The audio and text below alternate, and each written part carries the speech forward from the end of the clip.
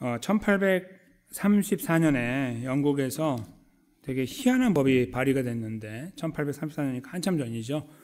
그때가 언제냐면 이제 영국에서 드디어 세상 처음으로 산업혁명이 시작됐을 때입니다. 컨베이어 벨트라 이렇게 벨트가 시작돼가지고 상상하지 못하는 일이 벌어졌어요. 사람이 한 100명, 1000명 모여갖고 줄 서갖고 릴레이를 해야 되는 것을 기계 하나가 다 커버하는 일이죠. 그래서 엄청난 생산량이 이제 증가하면서 부가 축적되기 시작했습니다. 이제 그게 일종의 이제 자본주의가 이제 거기에 함께 맞물려 돌아갔는데 영국에서 이런 법을 만들었어요. 빈민구제법. 이게 이제 1834년에 나왔는데 이게 기가 막힌 법이에요. 이제 세상에는 빈민이 있고 신빈민이 있다 이거예요. 가난한 사람이 있고 더 가난한 사람이 있는데 더 가난한 사람은 누구냐면은, 가난한 사람이 있고 특별한 가난한 사람이 있는데 특별한 가난한 사람은 누구냐면 일할 수 있는 가난한 사람이다 이거예요. 노동을 할 수 있는데 가난 속에 있는 사람들을 신빈민이라고 이제 딱 이렇게 못을 박아놓고 그들은 도와줄 필요가 없다 이렇게 했어요. 한편으로 맞죠. 일할 수 있으니까. 그런데 이 법은 이제 어떤 것을 하려고 만들었냐면 이 구제하고 도와주는 것을 아예 원천적으로 봉쇄해서 돈이 그쪽으로 흘러가지 않도록 하기 위해서 만든 법이에요. 다른 말로 하면은 저 상위 1%나 0.1%만 부를 누릴 수 있도록 만든 법이다 이 말이죠. 그러니까 밑에 있는 99% 사람들은 가난에 허덕이고 질병 가운데 있고 그래도 아무도 거들떠보지 않아도 법으로 전혀 문제가 되지 않도록 만든 거예요. 그러니까 영국이 미국은 아직 그게 아니지만 영국은 지금 이제 가장 앞선 그 상태에서 무슨 민주주의고 뭐 이런 것들이 사실은 지금 여기서 펼쳐지고 있다고 볼 수 없는 상태였죠. 그래서 어린 아이들이 공장에서 일하다 죽으면 그냥 갖다 버려버리는 이런 식으로 처리를 했어요. 무슨 장례를 지내고 인권이 없어요. 어린 아이들은 뭐 그런 식으로 가서 뭐 교육을 하고 이런 거 다 필요 없고 저희 상상을 초월하는 그런 일들이 벌어졌던 것이죠. 그때부터 한 시간이 좀 지난 다음에 그 지역을 방문한 사람이 있어요. 칼 마르크스라는 사람이에요. 이제 저 사진의 오른쪽에 있는 분이에요. 독일에 태어난 유대인인데요. 그러니까 독일계 유대인이죠. 이 사람이 이제 굉장히 똑똑한 사람이에요. 근데 영국에 가서 그 상황을 봤어요. 아니 이런 어처구니 없는 일이 있나 하면서 그가 생각한 것이 자본주의에는 이렇게 가면은 몰락할 것이다 생각했어요. 그리고 이제 그와 생각을 같이 했던 저 옆에 있는 사람은 엥겔스라는 사람인데 프리드리히 엥겔스.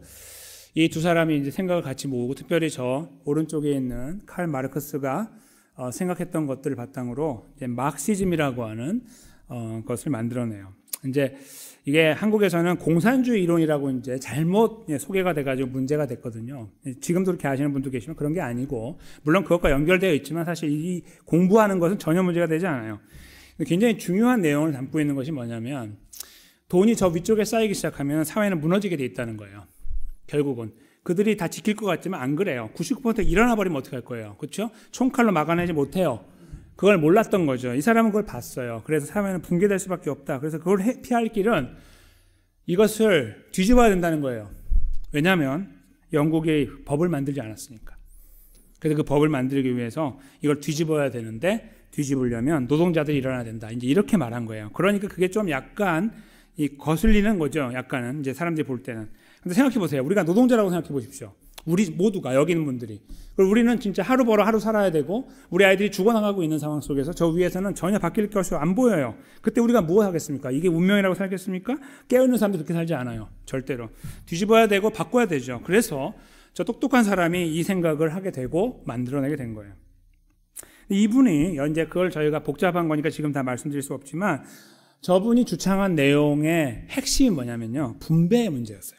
생산하고 많이 만들어내는 게 문제가 아니고 지금 세상이 바뀌었어요. 이제는 막 만들어 나와요. 하루에 100박스를 만들어냈던 거니 1000박스, 10,000박스를 만들어낼 수 있는 거예요. 이제는 엄청나게 부가 막 만들어지기 시작해요.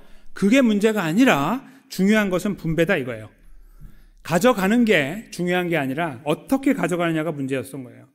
분배가 공평하지 않아서 사회가 문제가 됐다는 거. 그걸 그는 직감했어요. 어쩌면 그가 자라났던 배경이 유대인 배경이라서 그럴지 몰라요. 왜요? 유대인들은 성경을 읽으니까.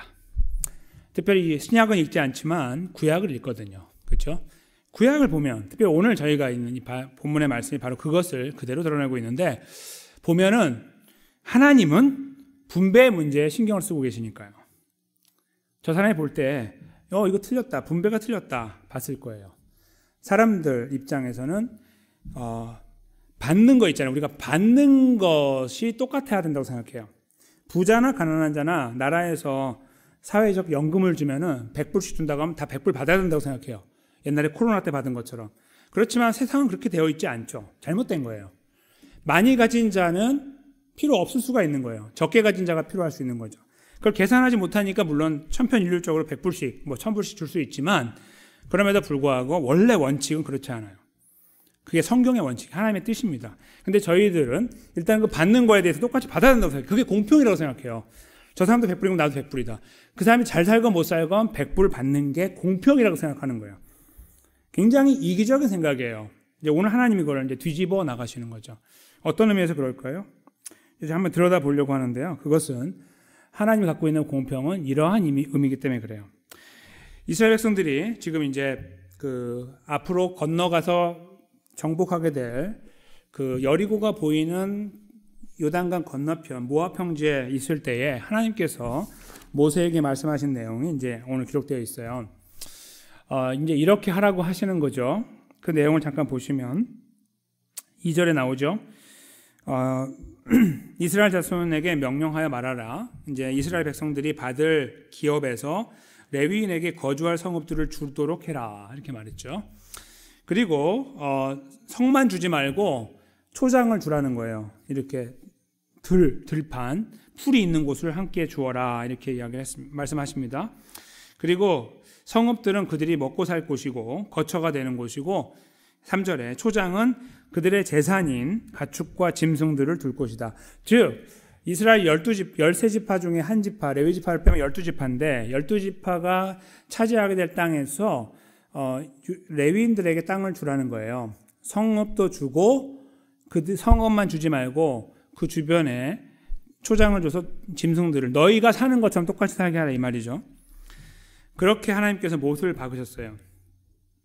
3절에 보시면 레위인에게 줄 성읍들은 성벽에서부터 밖으로 사방 1000규빗인데 어떻게 돼 있냐 한번 보시면 5절에 보면 성을 중앙에 두고 성 밖 동쪽으로 2000, 동서남북으로 2000씩 빼라는 거죠. 그래서 이렇게 정방형으로 정사각형으로 해서 성읍을 할당해 주어야 된다. 그렇게 말씀했습니다. 6절에 보시면 레위인에게 줄 성읍은 살인자들이 피할 도피성으로 6성읍을 주고 그 위에 40성읍을 주어라. 이제 이렇게 말씀했어요. 42성읍을 주라고 했습니다.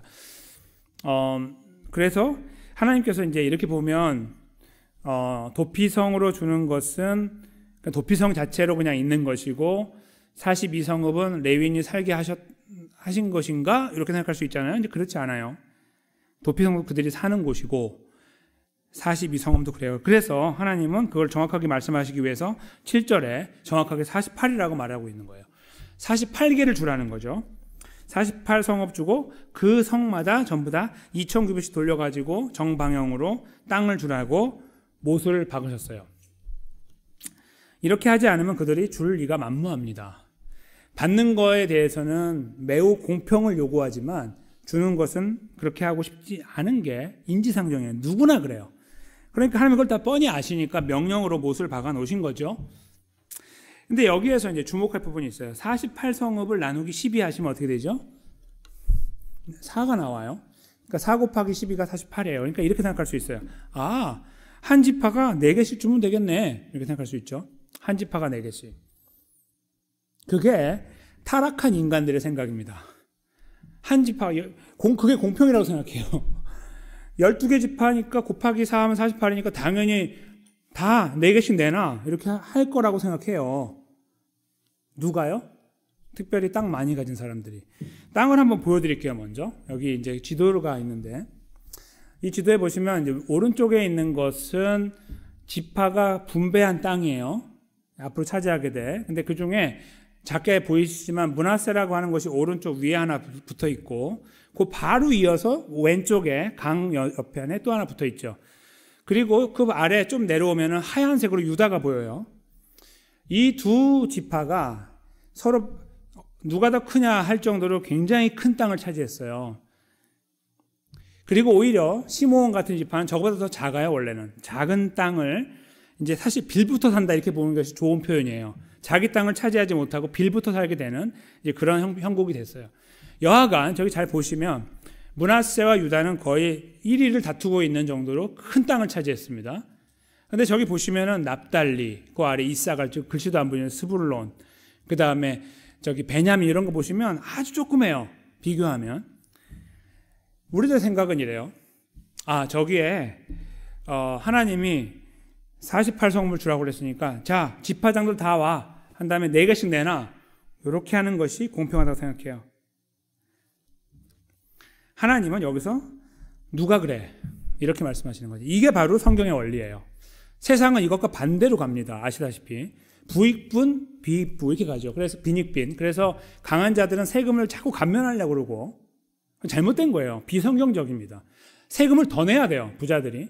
못하는 사람들이 덜 내야 되고 그게 성경적이에요. 정확하게. 그래서 세상은 반대로 가죠. 그래서 위에 사람들을 자기 거 지키기 위해서 법을 계속 개정하고 로비를 하잖아요. 밑에 사람들 힘이 없으니까 계속 세금을 내는 겁니다. 잘 보면 어려운 사람들이 세금을 더 정직하게 많이 내죠. 잘못된 세상이에요. 세상이 다 어그러져 있고 타락해 있는 거죠. 그 눈으로 보면 딱 저렇게 볼 때 뭐라고 생각하냐면 자, 지파 다 나와봐. 하나씩 뽑아. 4개씩 내놔. 이렇게 말하는 것이 정당하다고 말해요. 그게 공평이라고 생각하죠. 절대로 아닙니다.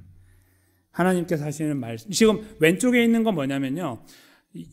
레위 지파가 차지한 땅에 그 6개의 도피성들이에요. 그러니까 저 6개 말고도 많이 차지한 거예요. 42개를. 근데 일단은 저 도피성들을 저렇게 찍어 놓은 거예요. 강 동편에 3개, 서편에 3개에서 도망가기 편하게. 나중에 도피성에 대해 말씀을 나눌 수 있는 기회가 있을 것입니다만 그렇게 만들 수 있도록 했어요. 저거 말고 42개를 더 주도록 했습니다. 근데 그 조건을 보겠습니다. 이제 8절인데요. 마지막 절. 너희가 이스라엘 자손의 소유에서 레위인에게 너희 성읍을 줄 때에 많이 받은 자에게서는 많이 떼어서 주고 적게 받은 자에게서는 적게 떼어서 주라. 이게 칼 같은 법이에요. 각기 받은 기업을 따라서 그 성읍들을 레위인에게 줄지니라. 더 이상 어떠한 애누리도 없어요. 야, 그런데 예외가 있다. 이런 거 없습니다. 반드시 저 법으로 모든 것을 진행하도록 못을 받고 더 이상 어떠한 것도 이것을 바꿔나가는 법은 없어요. 성경에. 그래서 공평이라고 생각하는 저희들의 생각에 경종을 울리는 말씀이 된다 할 수 있어요. 어쩌면 여기 계신 분들은 이렇게 생각하고 계시는 분들이 계실 수 있습니다. 그럼 벌써 하나님의 뜻을 벌써 아시는 거예요. 어떻게 살아가야 되는지를. 근데 만약에 그렇지 않다면 이 말씀은 어떤 의미에서 저희들에게 새로운 의미를 줄 수 있습니다. 내가 노력해가지고 내가 이만큼을 거두어 드렸다라고 생각하면 더 이상 할 말이 없습니다. 왜냐하면 그것은 하나님의 주인 되심을 인정하는 것이 아니니까 이런 말씀을 드릴 필요가 없어요. 말이 되지 않는 거니까 서로 대화가 안 되는 거죠. 이것은 어떤 분들에게만 해당되는 말씀이냐면 나의 것이 내가 거두어 드린 것이 하나님의 것입니다를 고백하는 사람들에게만 해당되는 말씀이에요. 하나님은 그것을 이스라엘 백성들에게 선포하신 겁니다. 듣거나 말거나. 그리고 실제로 땅을 차지한 다음에는 그들이 저렇게 했습니다. 왜요? 감격스러우니까 하나님이 주신 이 가나안 땅을 차지하게 하고 이 엄청난 전투를 다 마치게 하고 내가 드디어 이 땅에 안착했으니까 기쁨으로 그 일을 다 해요. 아마도 유다 지파와 므낫세 지파가 가장 많은 땅을 내놓았을 겁니다. 두말할 필요 없습니다. 베냐민 지파는 적게 냈을 것이고 제 생각에는 1개 정도 내면 딱 맞아요. 더 이상 낼 필요가 없어요. 너무 땅이 작으니까 1개만 내도 감사한 거예요. 제 생각에는 1개 정도 내고 나머지는 많이씩 내서 그것을 다 메이크업을 해가지고 레위인이 살 수 있는 터전을 만들었을 것입니다. 하나님의 공평이라는 의미입니다. 우리는 공평을 생각할 때 이래요. 내가 받는 것에 대한 공평을 공평이라고 생각해요. 나누어 주는 것은 다른 스토리예요. 내가 1개 받았으면 1개 준다고 생각하는 거. 이게 바로 공평이라고 생각하는데 하나님은 그렇지 않아요. 네가 갖고 있는 것이 100개면 1개 있는 자는 내지 않아도 되고 너가 100개 내. 네가 50개 내. 이렇게 말씀하는 게 하나님이에요. 그게 바로 하나님의 공평의 진정한 의미예요. 그런데 이것은요. 어떤 부분에서 필요한 부분이냐면요. 2가지 의미에서 그래요. 오늘은 레위인을 다루고 있기 때문에 레위인은 이제 오늘날로 저희가 적용한다면 이제 이 교회의 교역자라고 볼 수 있는 측면이 많아요. 제가 예전에 한번 말씀드린 것처럼. 근데 그것만이 아니에요. 신명기 15장 11절을 제가 여기 적어왔는데요. 이게 또 중요한 이제 의미를 갖고 있어요. 이게 이제 왜 저렇게 해야 되냐라고 하면서 하나님께서 이어나가신, 오늘 본문하고 좀 다른 부분에 있지만 같은 맥락입니다. 한번 제가 읽겠습니다. 땅에는 언제든지 가난한 자가 그치지 아니하겠으므로 내가 내게 명령하여 이르노니 너는 반드시 내 땅 안에 있는 내 형제 중 곤란한 자와 궁핍한 자에게 내 손을 펼치니라. 아멘. 이렇게 말씀했습니다. 이 근거는 뭐냐면 그만한 능력이 있을 때를 말하는 거예요. 능력이 없으면 못해요. 근데 능력이 있을 때는 그들을 그들을 눈여겨봐야 된다. 거들떠보지 않는 것이 아니라 눈여겨보아야 된다라고 하나님께서 못 박는 것이 있습니다. 이 두 가지예요.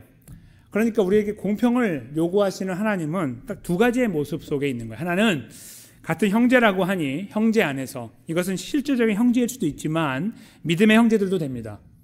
그분들을 돌아보면서 품을 수 있는 능력에 이 손이 필요하다는 겁니다. 하나님께 우리가 받은 거에 대하여 생각하고 살펴봐야 되는 문제라는 것이죠.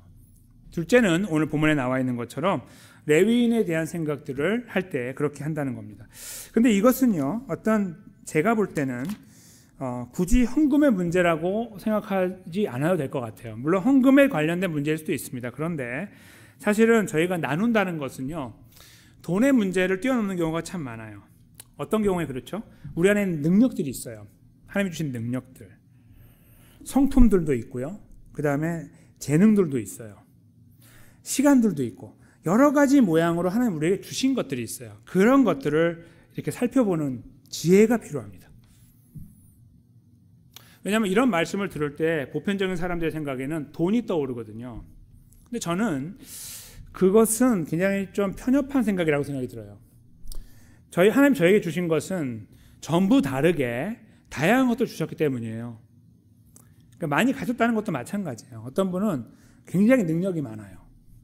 어떤 분은 다른 부분보다는 재능이 많고 또 시간이 많을 수도 있어요. 어떤 분들은요, 마음이 굉장히 부드럽고 포근해서 사람들을 품을 수 있는 만큼 스폰지처럼 사람을 빨아들이면서 관계를 형성하는 데 도움이 되는 분도 있어요. 그 능력을 사용하는 거죠. 그 모든 거, 하나님 주신 거에 대한 것들을 다각도에서 바라볼 수 있는 시각, 그것이 필요하다. 저는 그렇게 생각합니다. 그렇게 볼 때 저희들 시각에는 두 차이가 보이는 거죠. 레위인도 보이지만 연약한 자들도 보이고 어쩌면 교회 전체가 보일 수도 있습니다. 그 안에서 우리가 어떠한 모양으로 공평을 이룰 것인가, 이것이 필요할 것입니다. 그런데 이런 공평을 저희에게 말씀하신 하나님은 여기 오늘 본문에서 저희가 놓쳐서는 안 되는 부분이 있습니다. 이것은 그러므로 우리를 돌아보면서 우리가 얼마를 갖고 있는지 돌아보고 그 계산한 다음에 그거를 풀어내라는 뜻일까요? 저는 그 내용으로 하나님이 이렇게 치달아서 말씀하시는 것보다는 이런 부분들이 더 강력한 것이 아닌가 생각해요. 그게 뭐냐면요, 내가 너에게 주는 땅에서라고 하는 표현이에요. 즉 지금 여기에서 오늘 본문에서 하려고 하는 하나님께서 이스라엘 백성들에게 각인시키려고 하는 것은 저 내용보다는 사실은 그들이 받을 기업이라는 단어, 오늘 2절에 나와 있는 그 부분에 먼저 집중할 필요가 있다 생각을 하는 것입니다. 그들이 받을 기업. 다시 말로 바꾸면요, 이걸 저희가 오늘날의 의미로 말한다면 그들이 받을 은혜라고 볼 수 있죠. 그렇죠? 하나님의 은혜. 은혜가 우리에게 주어 주신 것, 그것이 어떠한 것이건 우리가 살펴볼 때 우리 자신을 바로 그것이라는 것을 하나님은 지적하고 계신다는 것에 집중할 필요가 있다는 것입니다. 그러니까 그 다음에 행동이 중요하지만 하나님께서 강조하시는 것은 그 행동의 근거가 되는 하나님이 하신 일이라는 거예요. 누구를 위해서요? 이스라엘을 위해서. 그들은 누구였습니까? 아브라함의 후손으로 430년이라는 시간 동안 애굽에서 종살이 살고 있는 존재들이었고, 이제는 다 끝났다고. 430년이 지났는데 무슨 하나님의 역사가 있습니까? 그렇죠? 다 끝난 거잖아요. 100년만 지나도 우리는 다 잊어버릴걸요, 아마. 10년만 지나도 흔들흔들 할 건데 100년 지나고 200년, 400년? 이건 불가능한 이야기예요. 하나님에 대한 이야기를 어떻게 믿음으로 고백합니까? 그들이. 어떻게? 다 잊어버리는 거예요. 그냥. 끝났다고 생각하고. 그냥 이대로 사는 거예요. 그게 그들의 삶이에요. 거기서 무슨 소망을 가지고요. 천만의 말씀 못하는 거예요. 할 수가 없어요. 하나님이 기억하고 하신 거죠. 바로 그것을 기억하도록 하나님은 그들이 받는 기업이라는 의미를 강조하고 있어요. 그것은 무에서 유였던 것이에요. 아무것도 아닌 거에서 유, 그리고 죽음에서 생명이었던 것이죠. 그것을 돌아볼 수 있는 기회를 그들에게 주면서 그들로 하여금 내가 너희에게 자비를 베푼 것처럼 너희도 자비해야 되지 않겠니? 바로 그 통로로서 그들을 사용하기 원하는 하나님의 뜻이 여기에 담겨 있는 것입니다. 그러니 저희들이 그 시각으로 다시 바라볼 때 우리는 여러 가지 모양으로 부요함이 있음을 알게 돼요. 여러 가지 모양으로. 어떤 분은 건강이 있을 수도 있죠. 남이 없는 건강이. 오늘 우리가요, 말씀 끝자락에서 찬양하게 될 곳이 찬양이 나예요. 나 가진 재물 없으나. 이 찬양을 저희가 한번 이렇게 부르실 때 한번 그걸 묵상하며 불러보세요. 가사를 새기면서. 거기 다양한 내용들이 나와요. 그 찬양을 지은 분은 뇌성마비 환자였죠. 그렇죠? 정말 그가 어떻게 이런 곡을 지었을까? 아니, 그는 그게 있는 거예요. 하나님이 주신 능력이. 그렇죠? 그래서 그 고백을 쏟아낸 거죠. 많은 삶의 감동을 주고 많은 성도들을 일으켰어요. 하나님 그 찬양으로. 그렇죠? 바로 그거예요.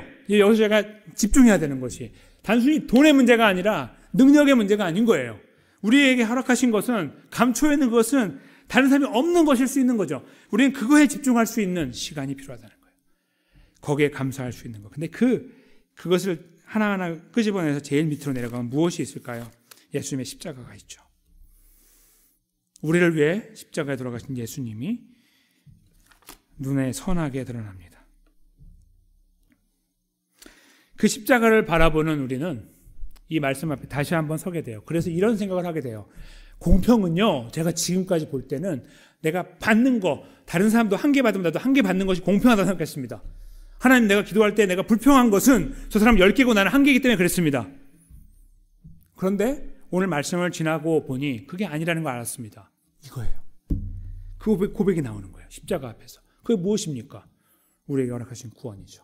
구원은 2개씩 주지 않았습니다. 다 공평하게 하나입니다. 우리는 그 안에서 하나님의 공평하심을 만나는 거예요. 그리고 그 위에서 우리는 나누어야 되는 삶의 자리에 서게 되는 것입니다. 누가복음 12장 말씀을 함께 읽겠습니다. 하반절 말씀인데요. 화면에 있습니다. 함께 읽습니다. 시작. 무릇 많이 받은 자에게는 많이 요구할 것이요 많이 맡은 자에게는 많이 달라 할 것이니라. 아멘. 여전히 하나님의 방식을 저희가 예수님의 입을 통해서 듣습니다. 오늘 말씀이 결국 예수님의 입을 통해 다시 한번 확정되는 것입니다. 아, 그렇구나. 하나님은 저것을 공평이라고 말하는구나. 내가 왜 많이 갖고 있지? 왜 많이 능력이 있지? 이런 뜨거운 사랑들이 내 안에 넘치지? 그것을 나누어 그리스도를 나타내고 하나님의 사랑을, 우리가 받은 그 사랑들을 나누어 나가기 위함이구나 하는 것을 이 말씀 속에 발견하는 거예요.